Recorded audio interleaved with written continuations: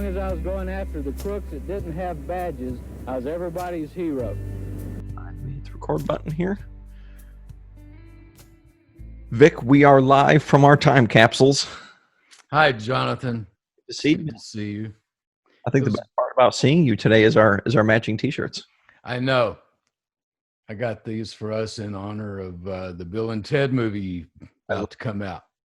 And couldn't be more pertinent than right now. I know. I hope we'll be able to see it. They may have to take that thing straight to streaming. You know, they did that with a movie once before. Remember the one where they're making fun of old Kim in Korea? And he was threatening everyone, and they were afraid to put it in the theaters, so they streamed it instead. With Seth Rogen. Yeah. That was actually a good movie too. It was pretty good. It was funny. There was a little more butt humor than I like, but whatever. Yeah, I enjoyed it. Yeah, man. Jonathan, we have a special. We're going to go off topic today because of what's happening in our world. We've been doing this podcast, remotely. Although it was a pleasure to see you in person yesterday. It was. Jonathan and I showed up at the office at the same time yesterday and stayed more than 6 feet apart and spoke to each other. It was great. It's real. It's real. We're real. Oh, man. Yeah. But we're going to go off topic today. We were going to go back onto the timeline because on the Vic Feazell, Henry Lucas timeline, we're still in April 1985. True. We have a couple more days to go in April. Right.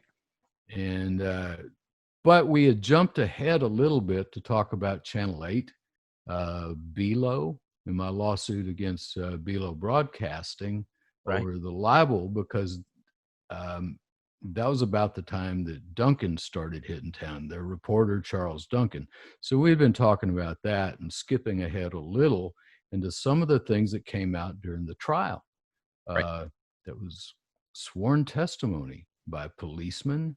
And when we come back, we're going to talk about the sworn testimony of federal judge Walter Smith, the only witness that Belo called. And from the... What? Yeah. Know that? He was the only one? Well, he was the only character witness against me that they called. But I think we called all of their witnesses for them. I'll tell you the way Gary and I do cases, the way Gary Richardson taught me to try a case, is that you just walk right into the dragon's den and grab him by the throat and slap him a couple times. Like Garfield with the lasagna pan. You just yeah, that's what we did. Gary Richardson kept Charles Duncan on the stand for 10 days. Whoa. So anyway, we'll be getting back to that after today, but there's so much going on in our country right now. On Monday, this past Monday, May 25th, and today is May 30th. It's a Saturday. We're recording, and this will air on June the 2nd, Tuesday, June the 2nd. But on Monday, May the 25th, a terrible thing happened in Minneapolis. Right. Another black man used his last breath to plead with a policeman not to murder him. Yes. I can't breathe. And that's become sort of a rallying cry of what's going on right now. Jonathan, we started this podcast, but almost a year ago. We're coming up on a year in July. In July. And this has been a reoccurring theme for us. Yeah. How the country has become a tinderbox when it comes to the citizens and law enforcement. Mm-hmm. And we've basically put it back on the way that law enforcement has been trained, and this us against them mentality. And that's what happened here. Right. And everyone has seen the videos, by now. There are riots in Minneapolis. There were riots in Dallas, right 90 miles up the road from us. There were demonstrations in Fort Worth, but they didn't get violent. Right. But the one in Dallas got violent. Things set on fire, windows broken, policemen being threatened. cars being shaken with policemen in it. Yeah. You know, and I believe in the right of the people to protest, but I don't believe we should commit crimes while we're doing it. Sure. At least, certainly not crimes against persons. Now, as Americans, sometimes crimes against property, it's not too bad, but you got to make sure you're doing it to the right people. And going and destroying little mom and pop stores that serve your neighborhood, that's stupid. That's stupid. Now, we as Americans, we've got to kind of support some crime against property as a protest, but make it the right property. Make it a property that's significant to the people you're protesting against. Right. Case in point, the Boston Tea Party. Oh, there you go. Our forefathers. Revolutionary on me. Yeah, they snuck onto that ship and threw that tea overboard. Well, that was a criminal offense. It was an act of protest. It was a crime against property. But they were doing it against England and against the king, not against their neighbor. Right. They didn't go, oh, Britain, you've made me mad, so I'm going to go across the street and burn down my neighbor's store. Right. And obviously that's what we've seen with the burning of the AutoZone too and the Target. Granted, they're big box stores, but at the same time, I mean, that was also where that community got all their supplies. So, and where they had jobs, roots, man. Yeah, and they had jobs there. So please, people, protest, but do it the right way. Don't burn down your own stuff. And actually, Dr. Martin Luther King's daughter came out just a couple of days ago and was actually talking about just that. As you said, you need to go back to more of what Martin Luther King taught in that peaceful protest, because that is a proven way to get change. So she's trying to get people to refocus on that. And I think that's great. That's it. You hit the nail on the head. The nonviolent protest. He learned that from Gandhi. You know, it would do everyone good to go back and watch that movie Gandhi. Yeah. I can't see Ben Kingsley without seeing Gandhi. I mean, he did such a good job. And when I see old film of Gandhi, I see Ben Kingsley. Such an excellent movie. And their nonviolent protest eventually got them independence from an oppressor, Great Britain, who had been treating them terribly and discriminating against them and dehumanizing them. And that's the problem I've got with our police training, is that it dehumanizes the citizens. Right. If it weren't for that, Ruby Ridge couldn't have happened. Right. If it weren't for that, the Davidians couldn't have happened. If it weren't for that, this wouldn't have happened. Right. I urge our listeners to go back and listen to some of our previous podcasts where we've talked a lot about police training, and that's where it starts. We have to invest in better training and better people. Right, because that's what we've seen, Vic, with these incidents that have popped up over the last, even say, decade with African-American men being murdered, is it's always a couple bad apples in the bunch. It was a couple bad Apple Texas Rangers that allowed Lucas to happen and do so much destruction. It's a couple bad, cops in this situation, which have allowed this tinderbox to light. It's always just a couple bad ones. And I do agree with you, Vic, that it wouldn't repeatedly happen unless it had to do with something so fundamental that their training is based on that's wrong, that allows this thing to topple constantly. Yeah. And the need for psychological exams before you hire them. Yeah. And don't give them a chance to take it again. I'll tell you about that newspaper article I saw about 10 years ago. Such and such city is accepting applications for jobs as policemen. And if you failed your psychological last time, come try it again. Oh, no. Yeah, that was in the paper. I'm going, what? Crazy then, but nah, he's not crazy. Yeah. Wow. That's crazy. But anytime you can dehumanize the other side, yes, then it makes it okay to beat them. It makes it okay to put your knee in their neck. Right. It makes it okay to kill them, right, because you're seeing them as less than human. Mm-hmm. And that's what has been taught too much in our police training, is this thin blue line mentality, this us against them. And it's no longer to protect and to serve. It's no longer about the Constitution. And I'm telling you, every policeman out there needs to really know what the Constitution says and what it's all about. Yeah. We all like to wave that word around, the Constitution, but so few of us really know what it says and what it stands for.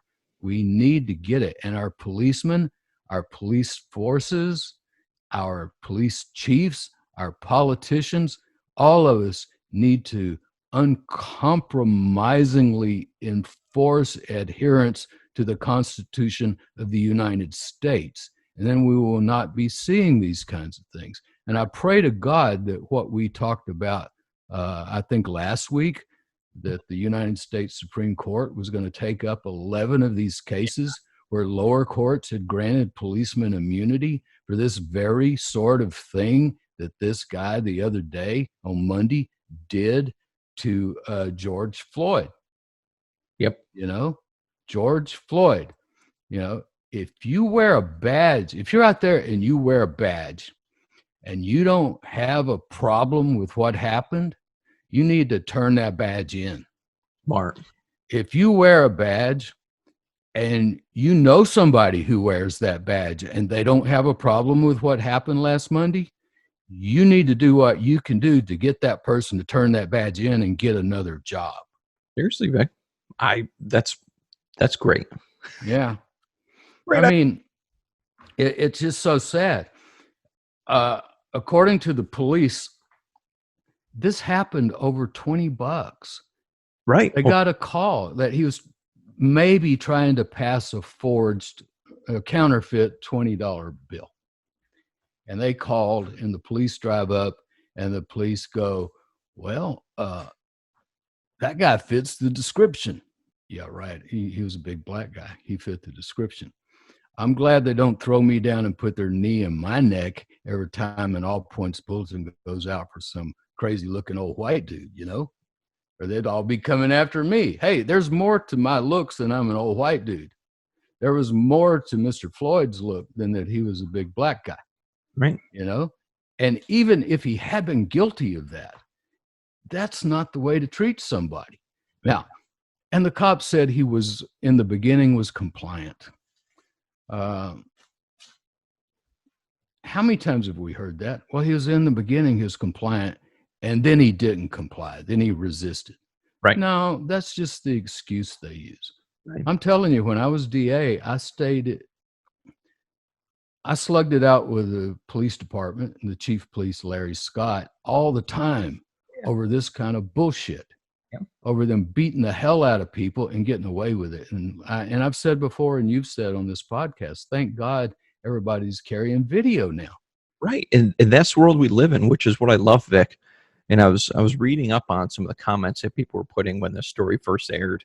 I think the overall consensus is that the world is a different place now, and that we don't need that 24-hour news cycle, because we all have the 24-hour news cycle right here. We can film anything and put it live on a social media platform instantly, to where we bypass all the filtering of the, you know, our main medias, our CNNs, our Fox Newses, to where a truth can hit immediately without going through any kind of filtration, any kind of spin device. And I think that's a really cool thing. But it also carries some weight to it as well in the other direction. But it's amazing that this is the world we live in, because you and I both know that a story like this 20 years ago would never have surfaced if it wouldn't have. Cameras filming it happen. You're right. It would not have surfaced. And if the guy who had gotten beat up told about it, tried to file a complaint, he wasn't believed. Right. Even the police union up in Minneapolis, until just about a day ago, was saying, don't jump to any hasty conclusions. Wait until you've heard everything, blah, blah, blah. And yeah, I know that is the Constitution, proven innocent until proven guilty beyond a reasonable doubt. That's true. I believe that. But at the same time, action needed to have been taken against those men, and swiftly to avoid what's happening in the streets right now. And then what was the prosecutor thinking when he charged him with third-degree murder And manslaughter. Seems Now, what was he thinking? Now, even if the facts are that's all you can prove once you get down to it, and you don't know until you really analyze it. I agree with him on that. Let's not jump to any conclusions. But it's really easy when you're a prosecutor to reduce a charge. Well, Say it ends up That's being third degree. I would have charged him with first degree murder anyway, just to try to quell some of the violence and the protests on the street, and then look at it. And if it has to be lowered to third degree, lower it to third degree then, after the passions aren't so high, after people are back in their homes, after they've had a chance to look at the facts themselves. Let me ask you, what is the difference between first degree, second degree, and third degree? Is first degree premeditated with malice, and then third degree is more of whoopsies? It depends on the state. See, in Texas, we don't even have first, second, and third degree murder. It's just murder. It's just murder, capital murder, voluntary manslaughter, negligent homicide. We have those. You can kill somebody being negligent. First degree is a lot more serious than third degree. And I really think they should have charged those policemen with first degree, even if later, after cooler reflection, they had to reduce it. But right now was not the time for that. Right now is the time for our leaders to stand up and say, hey, we're here to protect everybody. We're going to charge them with what it looks like, and then sort it out later, decide what to do later, and at least get some peace on the street. And you got like 4 different iPhone camera views to discern it. So I know. So they say he complied, but then according to police, he resisted. Well, I saw that kind of BS when I was DA. We've talked before, we may do a whole episode one time on the man that Officer Mark Kennedy nearly beat to death. We've got a lot of, we actually still have that file, Vic. We have that file. I have copies of those photographs because I knew that someday it would become important. That someday people would start paying attention to what was going on out there on the street between the citizens and the police. Right. And I didn't like it when they were beating them up and killing them back then, and I don't like it now. Sound like Boutwell. Didn't like it then, and don't like it now. So anyway, a bystander video shows clearly that he was not resisting. Correct. And at the same time, there were 2 other policemen standing right there out of view, right there by the van. Right. And that video lasts about 10 minutes. For about 8 of it, the policeman had his knee on Mr. Floyd's neck. Right. 5 minutes in, Mr. Floyd becomes non-responsive, nonverbal. Right. And that policeman keeps his knee on George Floyd's neck for 3 more minutes. Now, even if he had resisted when they knocked him down, you put the cuffs on him and you get him back up. That's police training. I was trained that in Austin, Texas in 1968 and 69. You don't leave them laying on their stomach like that. They can die. And the bigger they are, the easier it is for them to die because it's harder to breathe when you're laying on your stomach, especially when there's pressure being put to your back. Right. That's why way back there, they outlawed hog tying. Police used to hog tie people, on their stomach with their arms back behind them, their legs back behind them and tied. And a lot of people died that way. Yeah. Yeah. It's bad training and it's hiring some bad people, And I kind of agree with you that there are just a few bad apples that mess up the whole barrel. But I tell you, the whole barrel is kind of messed up because of the training that they get and because of the culture. There's a culture that's been created of an us against them within too many of our police departments. Right. And I really, really hope that we can get a handle on that and get better people and better training. One of the bystanders yells at the policeman, says, "He's a human, bro. He's a human." Well, see, that's what they forget, is that we're human. Right. Mr. Floyd was a human, not a hog to be hogtied. And when he was laying there, he wasn't resisting. No. During that first 5 minutes, you don't see him resisting, but you see the knee on the neck. If he was resisting, there's no way that that policeman could have kept his knee on Mr. Floyd's neck while he sat there, while he kneeled there with his damn hand in his pocket. Right. What was he doing with his hand in his pocket, huh? I mean, Floyd was resisting so much that this guy could kneel on his neck and keep his hand in his pocket? Come on. No, that's just callous indifference for human life. And that man should have been arrested that day and charged with first-degree murder. And if they didn't have the balls to prosecute him, give me a call. I'll go do it for you. I mean, just buy my ticket. Yeah, buy my ticket, put me up in it doesn't have to be a fancy hotel. I understand city budgets, county budgets. I'll prosecute it for you because it's a slam dunk case. And that would be that would be my theme is I can't breathe. Yeah. And he's a human. He's a human. 5 minutes into the 10-minute video, George Floyd is totally motionless. Yes. So how is totally motionless resisting? Yeah. Or any threat to you as a police officer. It's not. Come Get on. those handcuffs on. And what were the others doing besides standing there enjoying it? Down. Yeah. The other two officers, one was on the legs, one was on his torso. There were three. Yeah. Now that's insane. And some of them doing crowd control, pushing the people away that were trying to get them to stop. Great, Another bystander said, check for a pulse. Check for a pulse. I mean, here's people with no training who know better than what the guys in the blue uniforms knew. Yeah, man. We've been talking for a year about how our country has become a tinderbox. Yes. We've been predicting this explosion, Jonathan, and it happened. And I'm sad. I'm sad that we were right. Yeah. I'm sad. A young woman says off camera, they just killed that man. Yeah. I mean, she could tell. And Mr. Policeman is still down on his knee with his hand in his pocket.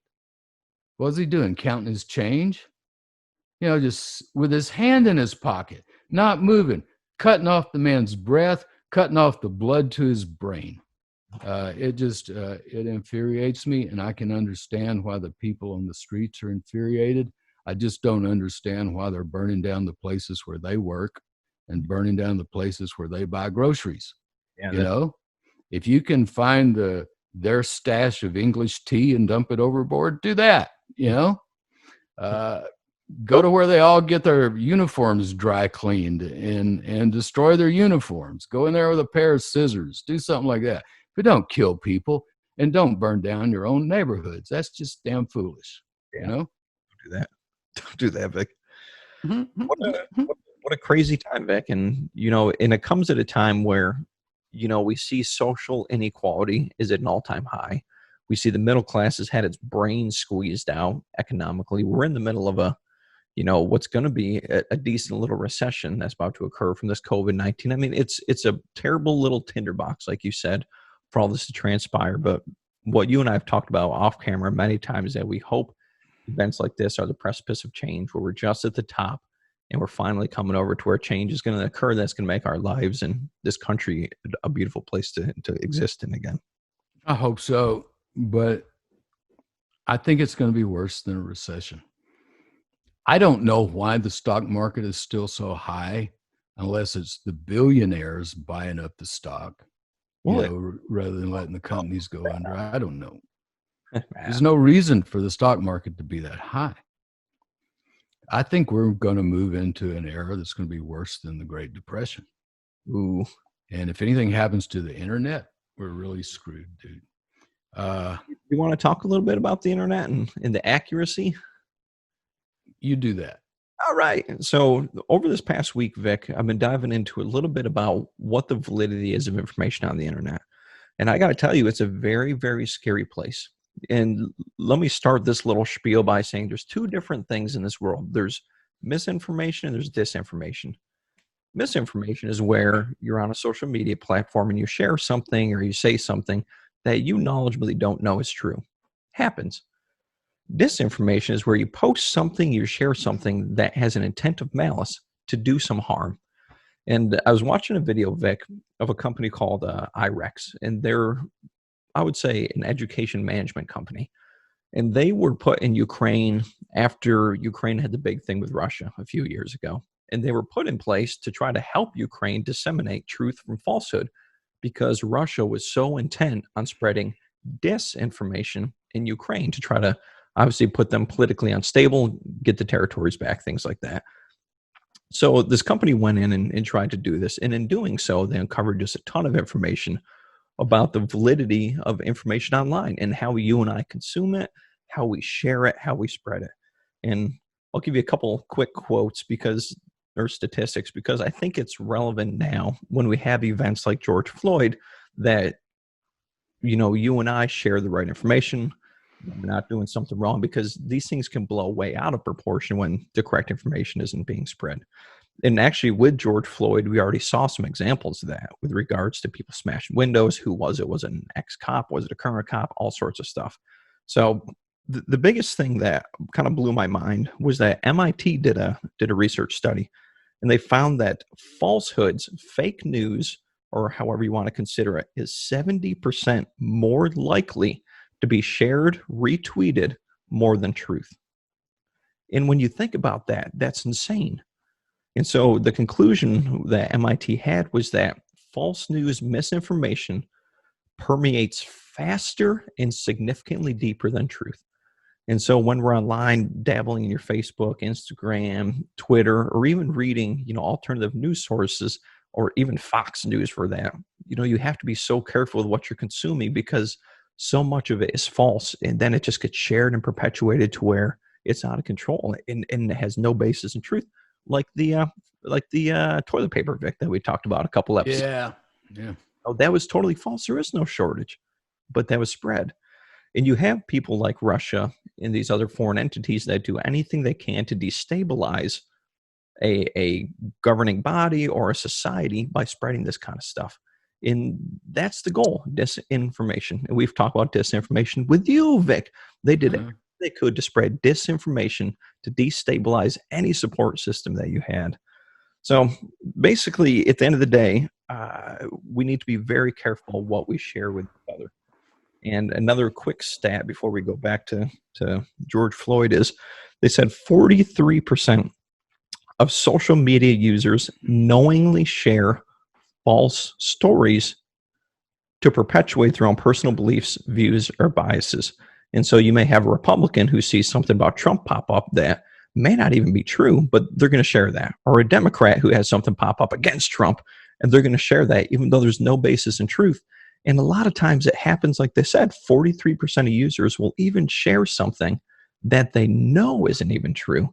And so I think we have technology that is a beautiful, creative thing. We have infinite potential with it, but with great potential comes great ability to abuse the power. And so I think the end of the day conclusion is we must all be a little better about what we share and what we consume and put into other people's brains, even though we know it may not be true. It is a great power, and with great power comes great responsibility. That's it. And we need to be responsible about sharing what we share and do some fact checking. It just slays me that our own president is against fact checking. With Twitter. I know. No, I'm not interested in the truth. I will shut you down. I will do an executive order if you try to force truth on me. Right. What? Right. I mean, truth, justice, and the American way. That's the way I was brought up as a kid. Truth came first, and with truth, justice comes. And after that, you've got the American way. Well, when you don't have truth or justice, truth and justice, we don't have the American way. We don't. That's a falsehood. It is. I mean, we need to work at evolving our consciousness. Okay. We talk about that an awful lot. Now, I got to say, for all the police departments around, there has been widespread condemnation of this act. I don't think there's hardly anybody out there with a badge who's going to say they approve of what happened in Minneapolis last Monday.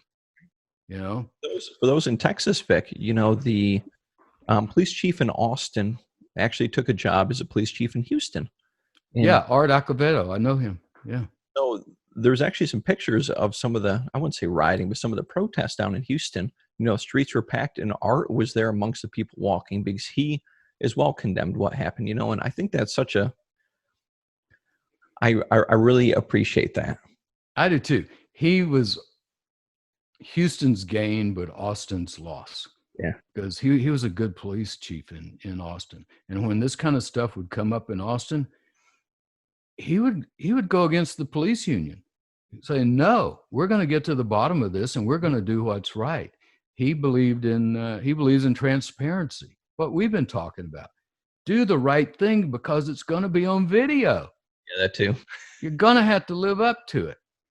But now here's what bothers me.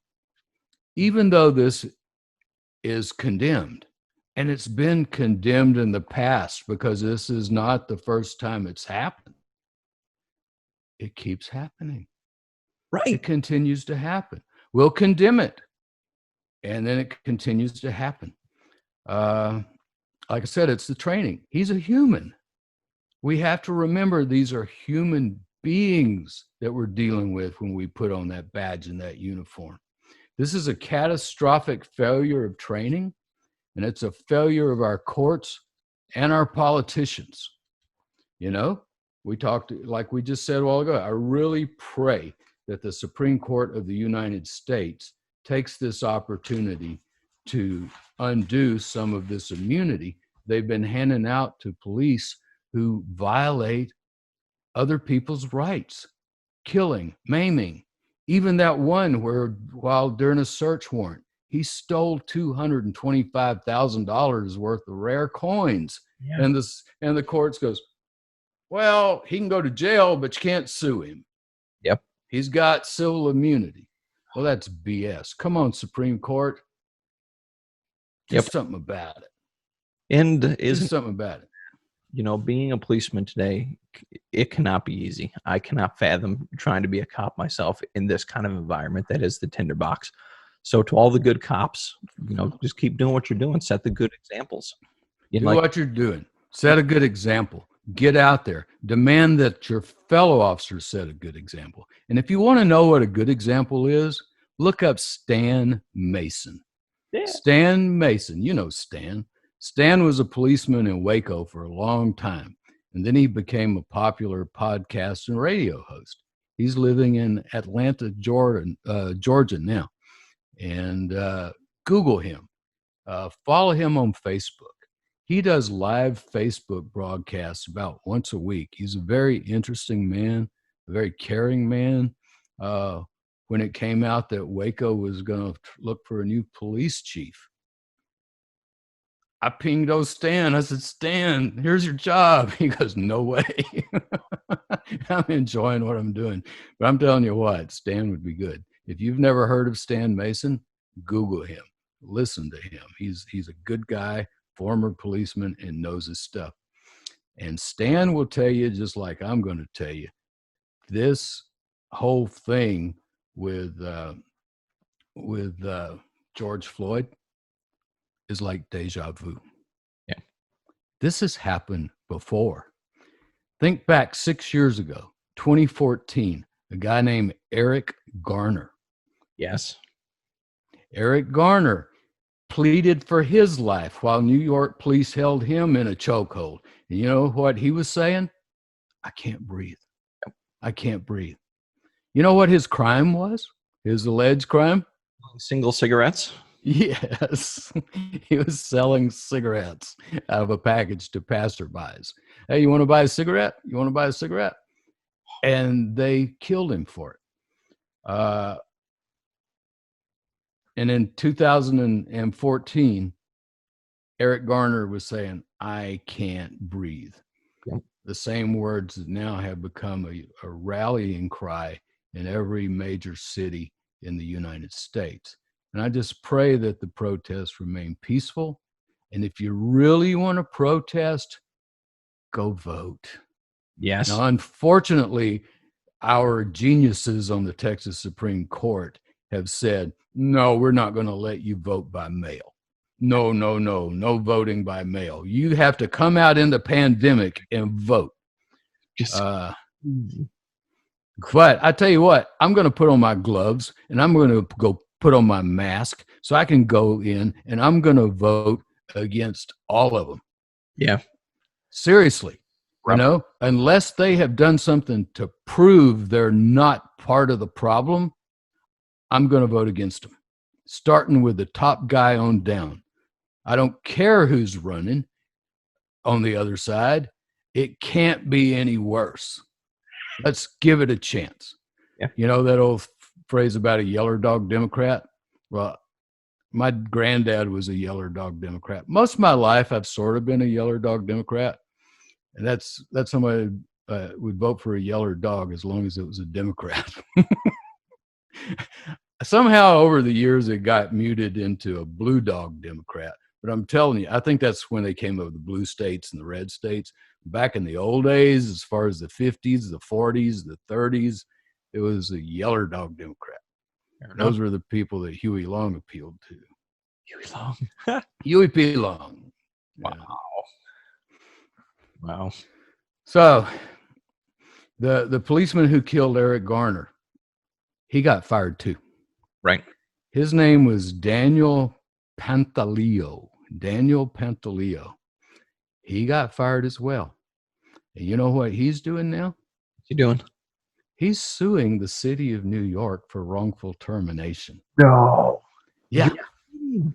Now he might have had immunity for what he did to Eric Garner, civil immunity. But now he's turning around and suing them for firing him over killing this guy. Oh my Lord, Vic. That's crazy. I didn't know that.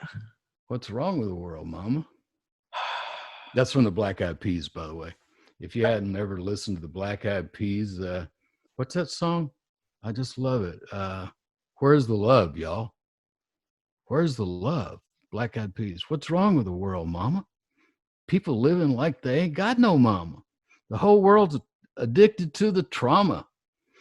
And it just goes on and on about we have terrorists here in the USA, the Bloods and the Crips and the KKK. Yeah, I love that song. Listen to it if you get a chance. Yeah. Daniel Pantaleo is suing the city of New York for wrongful termination. He should be ashamed of himself. Yeah. Wow, man. He forgot that he was dealing with a person. Well, it doesn't take a genius to know that when you hear somebody calling for help, you help. When you hear somebody saying, I can't breathe, you let off the pressure, like so many others, the trainers have failed the police. They have failed them. And they have failed the human beings that the police have to interact with. Yeah. The police are sworn to protect and not to provoke. And too often we see the police escalating rather than de-escalating. We need for our policemen to be screened more, paid more, and held to a higher standard. Yeah. These policemen they betrayed their oath to protect and to defend the people, but they also betrayed their oath as policemen to protect and defend the Constitution, that document which most of them have never read, which most people have never read. People talk about the Constitution like they talk about the Bible, and they haven't read either one. If you don't know what's in there, keep your mouth shut until you go read it.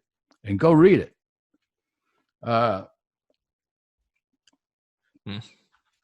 They deprived this man of his life without due process. Yeah. They're going to get due process. They're going to get something that they decided he wasn't worthy of. Yeah. Decided that with his hand in his pocket. That part offends me worse than just about any of it. The man with his cheek smashed into the pavement, he wasn't resisting. And he's not going to get due process on that underlying charge. Right. And it's just not right. They denied George Floyd. They denied Eric Garner and so many others for the equal protection of the law. They denied him his life. Yep. And they denied him the very air that we breathe. And it's just not right. You know, police officers are like, I hate to keep beating a dead horse, but they're only as good as their training. Right. And we just need to fire everybody, starting with the FBI on down that's had anything to do with the training. Yeah, man. Anybody that was trained by Colonel Jim Adams, a master of disinformation. And when we get back into the timeline, we'll be deconstructing that and seeing how he was a master of disinformation. Yeah.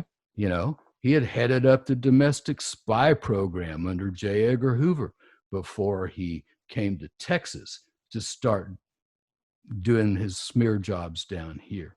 We got to change that. And in order to change it, Jonathan, we got to change our hearts. Yeah, Vic, we got to start caring. Got to change our hearts. We got to change our minds, and we got to pay attention to what's going on. Yep. And we have to demand better of our police and our politicians, or like I said, fire them. Yep. Fire them and start over. We couldn't do any worse.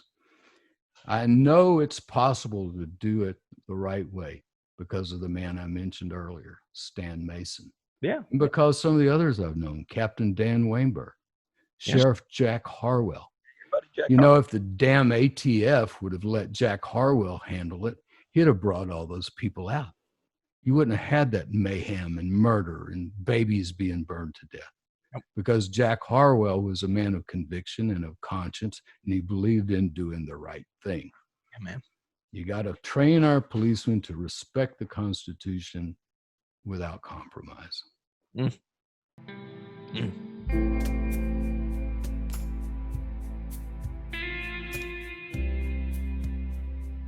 Hi, I'm Vic Feazell. During these trying times, you might want to just stay home. And at the law offices of Vic Feazell, we understand. That's why we're set up to handle your personal injury claim without you even having to come in. Just give us a call, and we'll take it from there. We can send any paperwork straight to your smartphone or computer. Don't delay, because if we don't put money in your pocket, you don't owe us anything. I'm Vic Feazell.